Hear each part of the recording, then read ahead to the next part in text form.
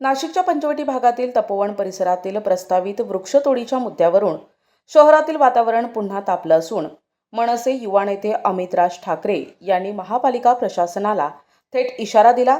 झाडे तोडण्याची एवढी घाई का आहे याचे स्पष्ट उत्तर द्या. तोपर्यंत एकही झाड कापू नये अशी ठाम भूमिका त्यांनी मांडली.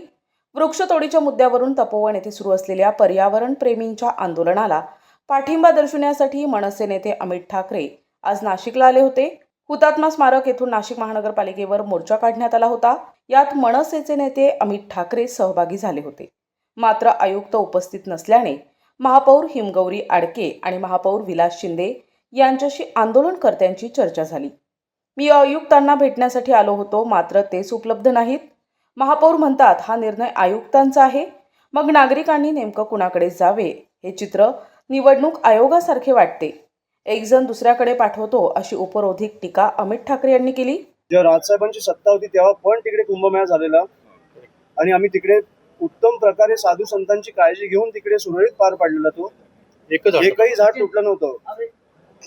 त्याच्यामुळे मला वाटतं की जर इच्छाशक्ती असेल तर आपण हे करू शकतो, आणि जर इच्छाशक्ती नसेल, जर तुम्हाला कोणाच्या तरी घशात घालायची असेल ती जमीन कुंभमेळा झाल्यावर, तर मला वाटतं काय होतं हे तुमच्या समोर आहे. मला वाटतं हे 5 ते 7 हजार झाडं जे रस्त्यावरची पण कापतायत रस्ता मोठा करायला, कशासाठी? आपण 500 किलोमीटरचे रस्ते उत्तम केले, मध्ये झाड असेल तर त्याच्या भोवती रस्ते बांधले, पण उत्तम एक खड्डा नाही पडला पावसाळ्यात. त्याच्यामुळे आपल्याला माहिती आहे की करायची असेल आणि इच्छाशक्ती असेल तर होऊ शकतं. माझी फक्त एवढीच इच्छा आहे की जे काय करतायत तुम्ही ट्रान्सपरन्सी पारदर्शकतेने करा, समितीमध्ये आमच्या लोकांना घेऊन करा, आणि त्या समितीमध्ये मी पण असणार. तपोवन नाव, तपोवनातली झाडं, त्यातलं माईस सेंटर जे अजून पण पुढे GR निघाली त्याबद्दल रद्द झाल्याचा, आणि नाशिक शहरात जी रस्ता रुंदीकरणासाठी जे सगळ्या 5 विभागांमध्ये यांनी नोटिसा लावल्या आहेत, झाडं तोडण्याचं यांनी प्रस्तावित केलेलं आहे.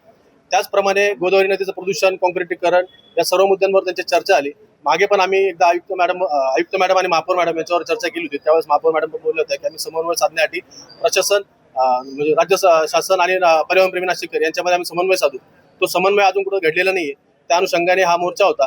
या मोर्चामध्ये त्यांनी आता आम्हाला परत एकदा आश्वासन दिलं की तुम्ही एक समन्वय समिती बनवू, आपण पर्यावरण प्रेमीची 10-12 नावं असतील आणि काही प्रशासनाचं नावं असतील. त्या अनुषंगाने आज संध्याकाळपर्यंत आम्ही ते नावं द्यायचे आहेत, आणि पुढच्या 2-3 दिवसात सोमवार मंगळवारी ती प्रशासन आणि पर्यावरण प्रेमी यांची एक समन्वय मिटिंग करणार आहेत. आणि त्या मिटिंगमध्ये जी प्रस्तावित वृक्षतोड आहे किंवा तपोवनाचा जो विषय माई सेंटर आहे, या सर्वांवर चर्चा करायची. आणि जर ही समन्वय बैठक जर पुढच्या हप्त्यामध्ये नाही झाली तर पर्यावरण प्रेमींतर्फे पुन्हा एकदा नाशिक महानगरपालिका असेल प्रशासनाविरोधात यापेक्षाही उग्र आम्ही आंदोलन करू. येत्या आठवड्यात होणाऱ्या बैठकीसाठी आपण पुन्हा नाशिकला येणार आहोत असं अमित ठाकरे यांनी म्हटलंय. प्रतिनिधी गुड्डू शेख, दिशा न्यूज, नाशिक.